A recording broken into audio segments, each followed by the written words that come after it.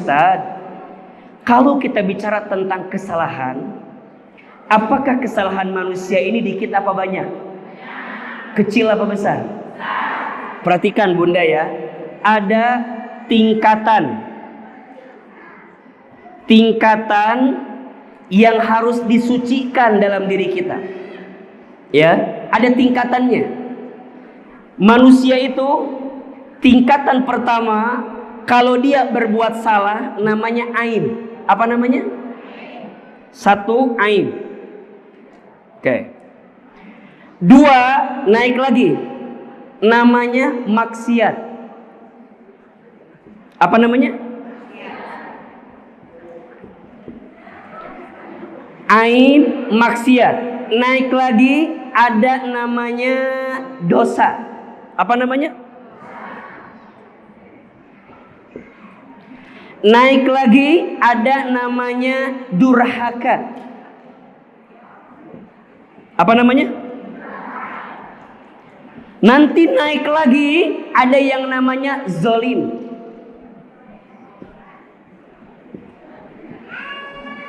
Nanti naik lagi, ada yang namanya kafir atau kufur. Kafir atau kufur. Ada berapa tingkatan? 6. Satu apa? Aib. 2, maksiat. 3, dosa. 4, durhaka. 5, zolim. 6, kafir atau kufur. 1 namanya apa? Aib. Setiap kita punya aib atau tidak? Punya aib atau tidak? Baik. Kalau kita punya aib dan orang punya aib, maka perintah pertama, kalau kita punya aib dan orang lain punya aib, maka perintahnya tutupi. Apa perintahnya? Kita punya aib? Bunda punya aib? Teteh punya aib? A punya aib? Suami punya aib? Suami punya aib? Zolim, suami aku mah bukan aib. Suami punya aib, guru punya aib, tetangga punya aib. Maka perintah pertama, kalau ada aib, perintahnya apa? Tutupi.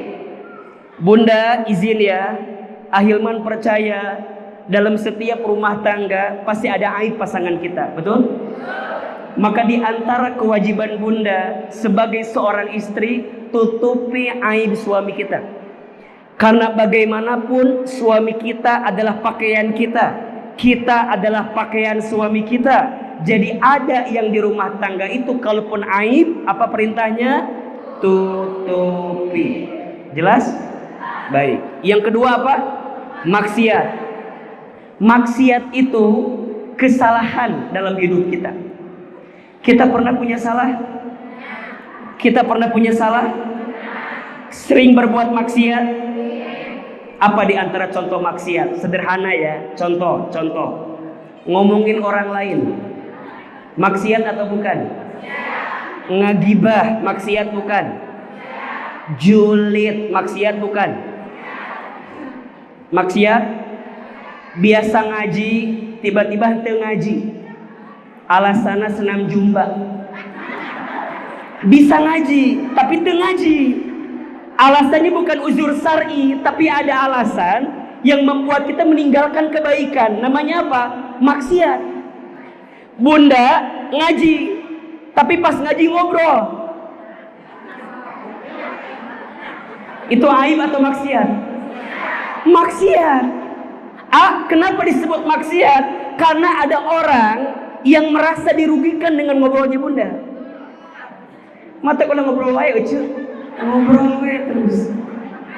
Ada yang dirugikan, itu namanya maksiat. Ustadznya dirugikan, teman di sampingnya dirugikan, boleh jadi maksiat. Maka kalau sudah berbuat maksiat, tugas pertama adalah tinggalkan. Apa?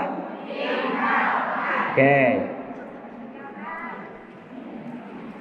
Saya sederhanakan aja kalimatnya biar enak ya. Kalau aib diapain? Kalau maksiat? Oke. Yang ketiga apa? Oke. Kalau dosa naik lagi, dia salahnya sama Allah. Dia salahnya sama Bunda diperintahkan sholat. Bunda sholat, namanya apa? Bunda diperintahkan puasa, tapi Bunda puasa, namanya apa? Kalau punya dosa, maka perintahnya taubati. Apa? Oke. Kita punya dosa apa enggak? Bunda dosanya apa? Diperintahkan menggunakan hijab, menggunakan jilbab, menutup aurat perintahnya. Kemudian Bunda tidak menutup aurat, namanya apa? Maka gimana caranya? Taubati. Jelas apa enggak? Jelas apa enggak? Bunda ngambil uang suami tanpa bilang. Boleh atau tidak? Hukum dari mana itu boleh? Boleh. Tergantung, kalau suaminya pelit, aku maha. Bunda. Oke. Naik. Yang keempat, namanya durhaka. Apa namanya? Nah, kalau durhaka itu, izin. Anak harusnya hormat sama orang tua, tapi kemudian dia membangkang, namanya apa? Bunda harusnya taat sama suami, tapi Bunda nggak taat sama suami, namanya apa? Jelas? Jadi hubungan antara yang di bawah dengan yang di atas kita. Bunda ketemu guru, tapi di belakang ngomongin guru, ngomongin si Ahilmannya, si Ahilman, papangih, dan dipoto, si Ahilman. Bunda ngaji, tapi di belakang ngomongin Ahilman, padahal izin Allah. Ahilman teh guru buat Bunda, namanya apa? Halo, jelas tidak? Bunda teh belajar sama seseorang, ada ilmunya, tapi Bunda tidak menghadirkan kebaikan kepada orang yang baik tersebut, namanya apa? Durhaka. Orang tua Bunda melahirkan Bunda, membesarkan Bunda, mendidik Bunda, tapi Bunda durhaka sama orang tua, itu namanya durhaka. Betul? Kalau durhaka, gimana caranya? Perbaiki. Apa? Berarti kalau tadi Bunda ngambil duit suami tanpa bilang sama suami, dan suami itu tahu itu uang sedikit-sedikitnya buat bayar kontrakan rumah, diambil sama Bunda untuk hal-hal yang lain, itu namanya apa? Jelas tidak? Oke. Ada yang selanjutnya, namanya apa? Zolim. Kalau zolim, dua, salah ame manusia, dosa sama Allah. Ahilman kasar sama istri, contoh, walaupun enggak. Ya, saya kasar sama istri saya, namanya apa? Zolim. Makanya yang paling banyak dosa itu suami ke istri apa istri ke suami?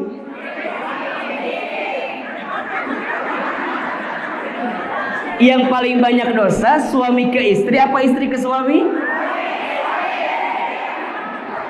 Yang paling banyak dosa itu istri ke suami.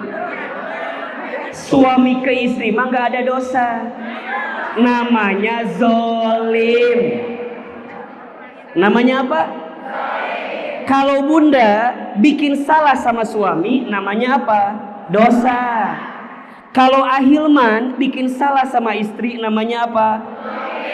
Lebih tinggi mana? Jelas atau tidak? Rakyat sama pemimpin kalau bikin salah, namanya apa? Namanya apa? Dosa. Tapi kalau pemimpin bikin salah sama rakyat, namanya apa? Jelas? Oke. Kalau ada yang zolim, maka dua, taubati, perbaiki. Oke. Apa? Taubati, perbaiki. Oke. Dan yang paling tinggi, nauzubillah min dzalik, namanya apa? Kafir atau kufur. Dia menutup dirinya untuk mendapatkan hidayah dari Allah Subhanahu wa taala, keluar dari Islam. Apa? Keluar dari Islam. Berarti namanya apa? Murtad. Perbuatannya syirik. Nama orangnya musyrik, keluarnya murtad. Perbuatannya syirik, orangnya musyrik, betul? Keluarnya murtad, maka orang tersebut keluar dari agama kita, namanya kafir. Jelas tidak? Insya Allah kita semua mudah-mudahan Allah jaga hidayahnya. Maka sering Ahilman sampaikan, Bunda Teteh sayang, seberat apapun persoalan kita, jangan sampai menggadaikan hidayah iman yang Allah berikan kepada kita. Maka tolong diamalkan ya, nanti di rumah ya. Tolong biasa amalkan doa surat Ali Imran ayat 8. Surat apa? Ali Imran ayat berapa? Ayat 8. Doa agar kita ditetapkan di jalan hidayah Allah, agar kita nggak dicondongkan, agar kita nggak disesatkan, dan agar dibimbing dalam ketaatan hidayah di hadapan Allah Subhanahu wa ta'ala. Ahilman sekali, Bunda Teteh sayang sekali, Rabbana la tuzigh qulubana ba'da idh hadaitana wa hab lana min ladunka rahmah innaka antal wahhab.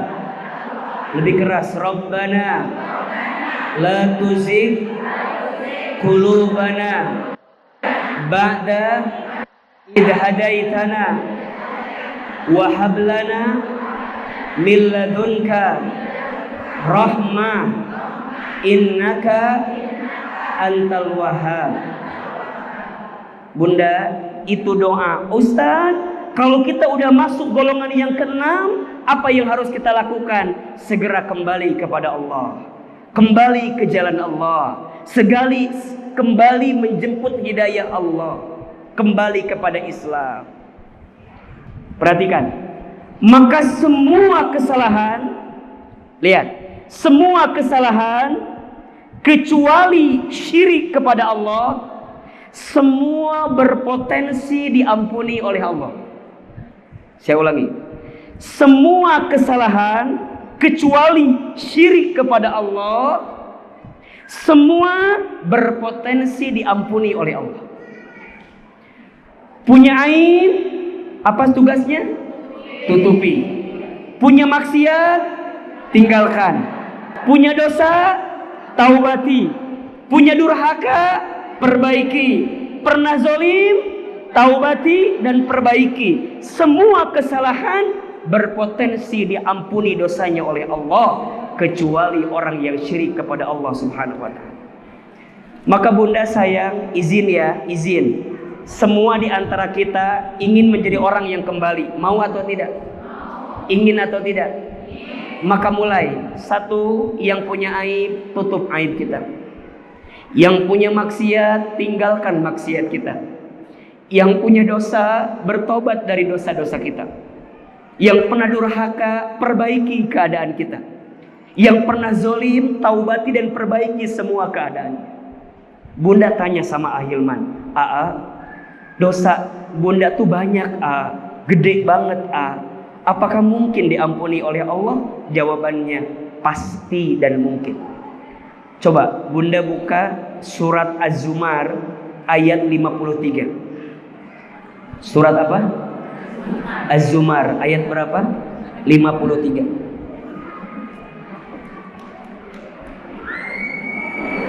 Sudah ketemu? Az-Zumar surat keberapa? 39. Ayat berapa? 53. Surat ke 39 Az-Zumar ayat 53. A'udzubillahi minasyaitonirrajim. Bismillahirrahmanirrahim. Perhatikan, Allah berfirman di ayat ini, Qul ya ibadiyalladzina asrafu ala anfusihim. Katakanlah, wahai hamba-hambaku yang pernah melampaui batas terhadap diri mereka sendiri. Qul ya ibadiyalladzina asrafu ala anfusihim. Duhai hamba-hambaku, lihat, walaupun kita banyak salah, walaupun kita besar dosanya, tapi Allah masih manggil kita dengan panggilan apa? Hamba-hamba. Allah nggak manggil, hei orang yang pernah membunuh, tidak. Hei orang yang pernah berzina, tidak. Hei orang yang pernah mencuri, tidak.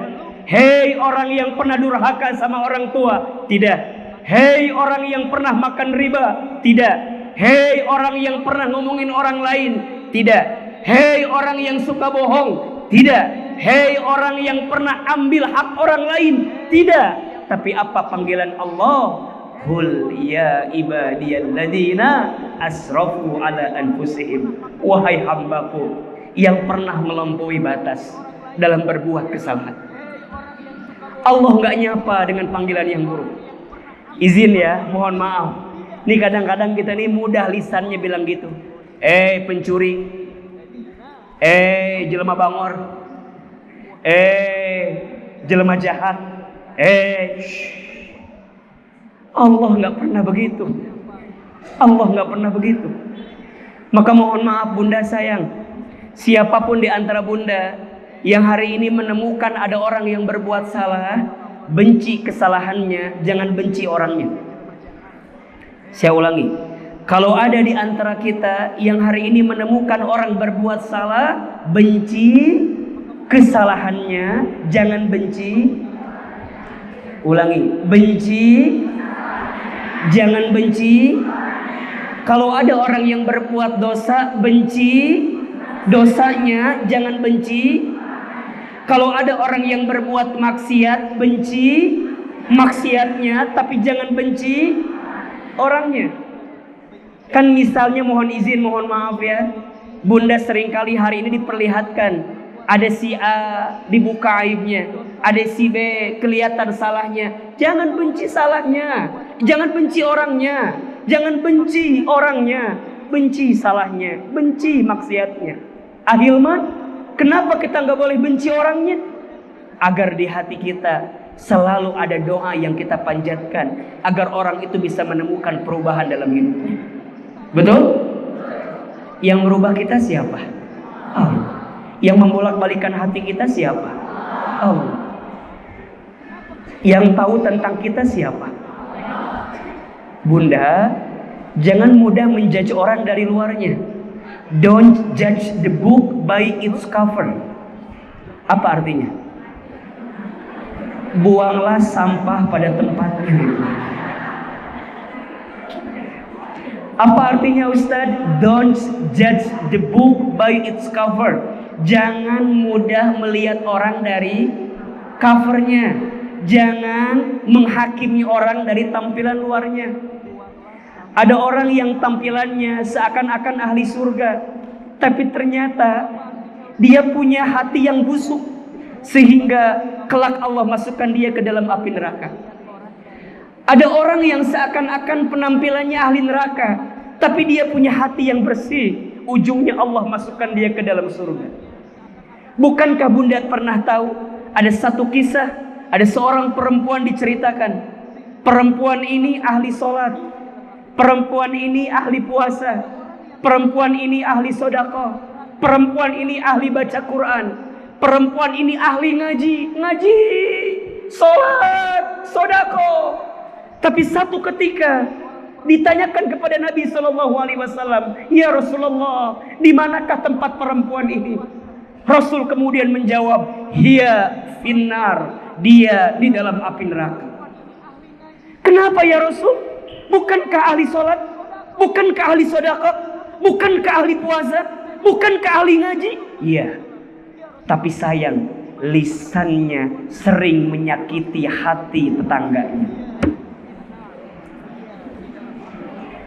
Hanya perkara sering membicarakan tetangganya, membicarakan aib tetangganya. Dia ngaji, tetangganya nggak ngaji. Dia bilang, tuh tetangga saya nggak pernah ngaji. Ternyata ngajinya dia nggak bernilai apa-apa di hadapan Allah Subhanahu. Tapi singkat cerita, ada perempuan biasa, sholatnya biasa, sodakohnya biasa, ngajinya biasa, puasanya biasa. Maksudnya apa? Ya sudah, dia berjalan aja begitu. Yang penting dia jaga. Ditanya kepada baginda Nabi, ya Rasul, di manakah tempat perempuan ini? Rasul menjawab, hiya fil jannah, dia di surga. Kenapa ya Rasulullah? Iya, lisannya, lisan yang tidak pernah menyakiti hati tetangganya. Ama tetangga aja harus baiknya begitu. Gimana sama suami kita?